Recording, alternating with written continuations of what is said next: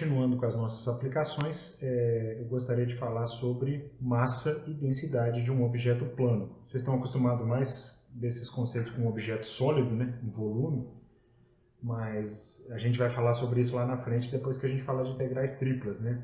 Com integrais duplas a gente consegue falar desses conceitos para objetos planos. Então, vou mostrar do que se trata e como, dada a densidade de um objeto, eu consigo calcular a massa total dele. Suponha que um objeto plano D, né, que tem massa m e área A, que a gente inclusive sabe calcular com integrais duplas, né? Então, a ideia natural que vocês têm é falar, olha, então nós vamos definir a densidade, né? Eu vou usar aqui a mesma letra ρ que usa-se para densidade volumétrica, né, como massa sobre área. Duas considerações aqui, pessoal. Essa igualdade aqui só vai ser verdade se o objeto for homogêneo, ou seja, todo mundo for igualmente denso, digamos que ele é feito do mesmo material, tá?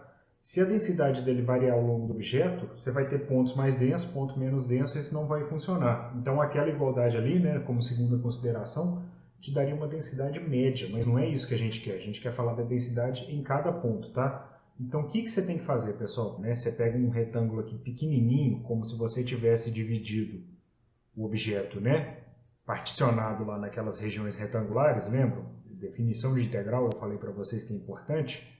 Então, esse objeto aqui vai ter uma área ΔA, né? E vai ter uma massa ΔM. E aí, quando a gente passar para o processo de tomar essas coisas tendendo a zero, a gente vai ter os infinitesimais, né? Mas vamos lá, vamos falar mais a respeito. Então, gente, vou escrever aqui embaixo para não ficar embolado, tá? Mas a massa desse pequeno objeto, né, vai ser ΔM igual a ρ vezes ΔA. Eu estou deixando o espaço aqui pelo seguinte, já pensando, quando essa área aqui for muito pequenininha, né, já pensando no processo limite, essa densidade é uma densidade constante ali dentro, né? É o valor de um ponto qualquer ali, tá bom? Da densidade em um ponto qualquer aqui, bem dizendo, né? Então isso aqui é a massa de um quadradinho. Qual que seria a massa total, pessoal? A massa total seria a soma de todas as massas, né? E aí eu vou colocar um somatório duplo aqui, porque para fazer esse quadradinho, né, a gente particionou aqui e a gente particionou aqui.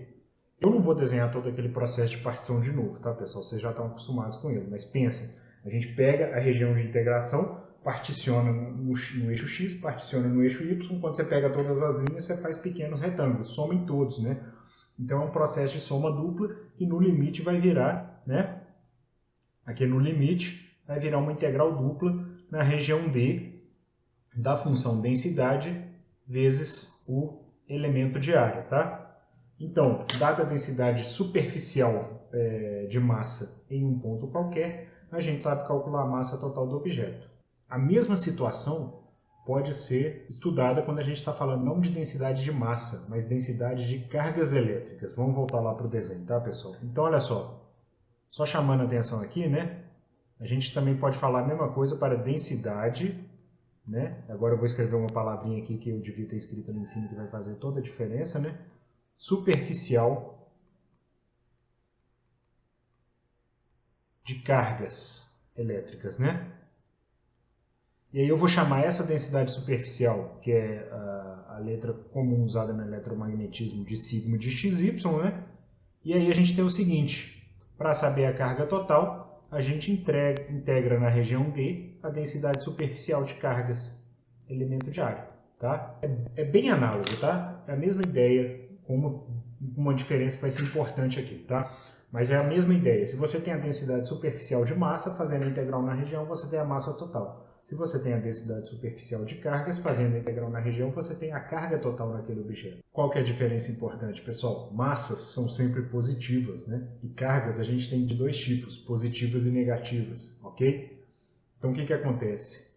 Se eu tiver uma região D com uma densidade superficial de cargas negativas, né? Seria um elétron sobrando, por exemplo, quando você fizer a integral total, você vai ter um Q negativo, uma carga total negativa, óbvio, né? E aí, por que eu estou falando isso? Porque isso aqui fica como resposta àquela pergunta que a gente ouve recorrentemente. Professor, o que quer dizer uma integral negativa? Você tem razão em perguntar, né? A gente motiva a integral como volume de um sólido e essa motivação tem que dar sempre uma integral positiva. Mas integrais podem ser negativas e está aí um exemplo, tá? Vamos aproveitar então que a gente está falando de densidade e massa e falar de uma outra aplicação que é o centro de massa de um objeto plano, né? Novamente, quando a gente estiver considerando objetos sólidos, vai estar lá no assunto de integrais triplas, mas a ideia é a mesma, pessoal. Então aqui não é um curso de física, mas a ideia, qual que é a ideia do centro de massa? É um ponto, né, de um objeto, de um corpo rígido, no qual, se ele estiver sofrendo a atuação de forças externas, o movimento desse ponto é como se ele fosse uma partícula com a massa toda concentrada ali, né? Então, por exemplo, se ele estiver sofrendo só a ação da gravidade, esse corpo rígido, se for arremessado, ele pode girar, pode fazer vários movimentos combinados aí, mas o centro de massa vai descrever uma trajetória parabólica se você desconsiderar, né, a resistência do ar e essas coisas todas. Então ele se move como se ele fosse uma partícula, tá? Então como que a gente acha o centro de massa de um objeto, pessoal? Então, vindo aqui para o nosso quadro, né, pessoal?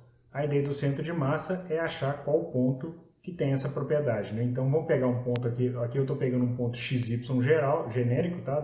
Pertencente à região de integração D.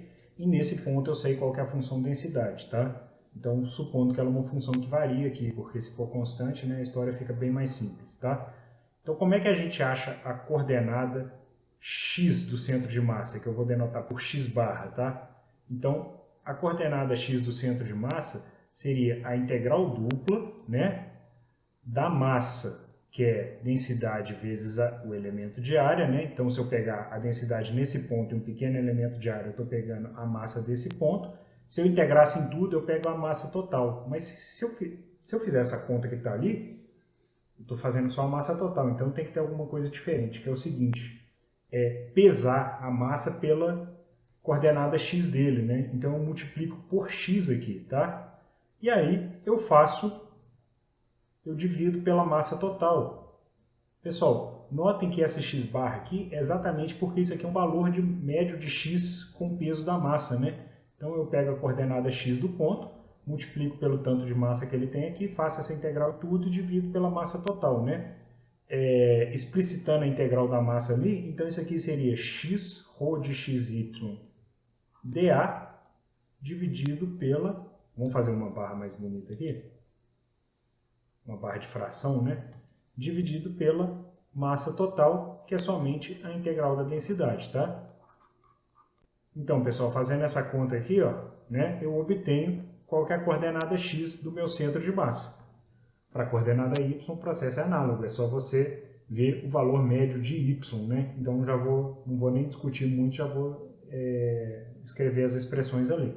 Então, gente, está aqui a coordenada y do centro de massa, ok? Como eu falei, né, fazer o valor médio de y, né? Você pega o valor y ponderado pelas massas e divide pela massa total, né? Então, aqui a gente tem a expressão do y do centro de massa. Fazendo as duas contas, a gente tem o ponto do centro de massa da minha região plana, tá? Continuando com motivações em física, né?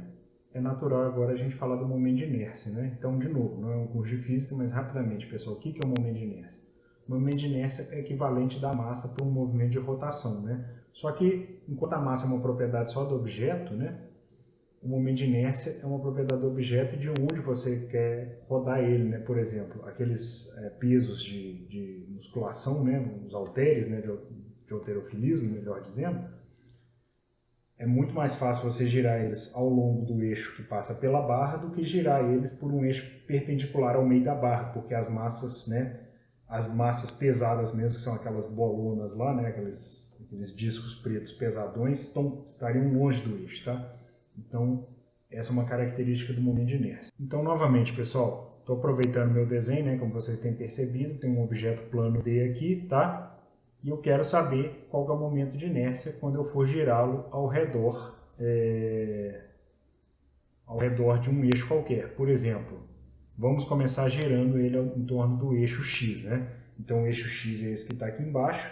Eu vou pegar meu objeto e girá-lo assim, tá? Quando eu for girar em torno do eixo Y, eu vou girá-lo assim, ok? Pegar meu objeto e girá-lo aqui. Eu desenhei o objeto no primeiro quadrante, mas o eixo X e Y poderiam estar passando pelo objeto. Aí você estaria girando num eixo que está imaginariamente assim dentro do objeto, entendeu? Tanto faz, não tem problema, tá? Aqui a gente não vai entrar muito em detalhes, mas lá em física tem aqueles teoremas dos eixos paralelos, etc. E tal. Então, né, só saber como calcula aqui nesses dois eixos para a gente está ótimo, tudo bem? Então, pessoal, qual que seria o momento de inércia desse ponto aqui, né? De um ponto é difícil, então a gente faz um pequeno retângulo ao redor do ponto, tá? O desenho não tá bom não, mas a ideia é que esse retângulo seja pequenininho para a gente tomar limites infinitesimais, tá? Então, qual que seria o momento de inércia desse pequeno retângulozinho ali, né, pessoal? Então, como eu estou girando em torno do eixo X, né, o que a gente aprende lá na física? O momento de inércia desse carinha aqui é a massa dele vezes a distância dele ao eixo, vezes o quadrado da distância dele ao eixo, tá? Pessoal, a gente aprendeu qual que é a massa desse cara. A massa desse cara é densidade vezes área. Vou colocar ΔA, mas no limite isso aqui vai virar um dA, né? E qual que é a distância desse cara ao eixo, pessoal? Pessoal, a distância desse cara ao eixo, né, é pegar o ponto aqui que eu estou considerando até e ir perpendicularmente ao eixo. Se você olhar esse cara aqui, é a mesma coisa da altura do ponto, tá? Então a distância é y, mas lembre-se, né, que no momento de inércia é massa vezes distância ao quadrado. Então a gente considera y ao quadrado aqui. Então, pessoal, isso aqui seria o momento de inércia de um pequeno retângulo aqui, tá? Se eu somar em todos, né, eu vou ter uma soma, no processo limite essa soma vira uma integral. Então, o momento de inércia em relação ao eixo x é dado pela integral dupla, na região D, da função y² vezes ρ, elemento de área. Pessoal, isso para o eixo x, para o eixo y, a situação é totalmente análoga. É só você lembrar que se o eixo y está aqui, o ponto está aqui, a distância do ponto até o eixo y é a coordenada x do ponto, tá? Então, analogamente, a gente vai ter o seguinte. O momento de inércia em relação ao eixo y é dado pela integral dupla da região D de x² ρ de xy dA. Pessoal, só lembrando, de onde que vem esse x² aqui? O momento de inércia é massa, né, vezes distância ao quadrado. E a distância desse ponto ao eixo y é nada mais, nada menos do que, olhem só, a coordenada x do ponto. Pessoal, nosso desenho ali é 2 dimensões, mas e se a gente quiser girar em torno do eixo z, que, né, na imagem ali que vocês estão vendo na tela, se o eixo x está para cá, para a direita, e o eixo y para cima, o eixo z, pela regra da mão direita, seria saindo da tela em direção a vocês, né? Sentido vocês. Então, qual que seria? Então, como eu falei, deixa eu desenhar de outra cor aqui para tentar ficar claro, tá? Então, a gente vai colocar aqui na história agora um eixo z com aquela convenção da física, né? O sentido positivo dele é representado por uma bolinha, porque vocês vão imaginar uma flecha vindo em direção a vocês. Qual que é a distância até o eixo z, pessoal? Distância até o eixo z, né? Isso aqui tem que ser uma reta, pessoal. É dado pelo teorema de Pitágoras, né? Então, o momento de inércia em relação ao eixo z é integral dupla, né? Lembre-se que a distância é ao quadrado, então vai ser x2 mais y2, né? Rho de xy, elemento de área. Então está ali os 3 momentos de inércia em relação aos eixos principais. Você pode calcular em relação a qualquer eixo, tá? Bem entendido aqui. A gente está deixando somente em relação aos eixos principais para vocês terem uma ideia de como é que faz, mas eu gostaria de chamar a atenção a 2 pontos aqui que eu ainda não falei, tá? Primeiro ponto, pessoal, uma vez que você montou uma integral dessa, você pode né, fazer a integral tanto em coordenadas cartesianas quanto em coordenadas polares, se o seu objeto for mais fácil de trabalhar com coordenadas polares, tá? Então não é proibido usar tudo que a gente já aprendeu para trás. E a segunda coisa que eu sempre chamo a atenção, eu gostaria de chamar a atenção de novo, é o seguinte: você vai conseguir entender todos esses conceitos que eu estou falando na aplicação para você, né? Massa total de um objeto, carga total de um objeto plano, centro de massa de um objeto plano, as coordenadas x, y, os momentos de inércia em relação a qualquer eixo. Se você tiver por trás, se tiver bem claro na cabeça de você, que por trás disso está aquela ideia de como é que se monta uma integral, que é pegar a sua região de integração, dividir em pequenos pedacinhos, ver o que você tem que somar em cada pedacinho, nesse caso aqui, né, do momento de inércia, é massa vezes distância ao quadrado, e aí feito isso você faz a soma e toma o limite quando esses pedacinhos são pequenininhos, a sua soma dupla vira uma integral dupla, tá? Então, aquilo que eu chamei a atenção de vocês, tá? Embora a gente não use esse processo de limite de somas para calcular uma integral na mão, né? A gente tem técnicas melhor para fazer as integrais, né? Ainda bem. Embora a gente não use isso, a ideia de qual integral tem que calcular fica muito clara se você tiver isso bem entendido na cabeça de você, tá? Então eu gostaria de chamar a atenção bastante desse ponto aí.